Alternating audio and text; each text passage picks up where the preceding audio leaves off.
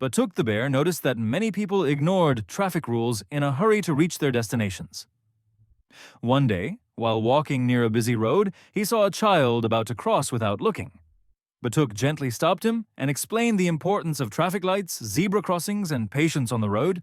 He showed how following rules keeps everyone safe, pedestrians, cyclists, and drivers alike. Soon, others nearby began paying attention and followed the signals properly. The road became calmer and safer. Batuk reminded everyone that traffic rules are not restrictions but protections that save lives. By choosing discipline over speed, people can prevent accidents and protect themselves and others. Moral: following traffic rules keeps everyone safe and saves lives.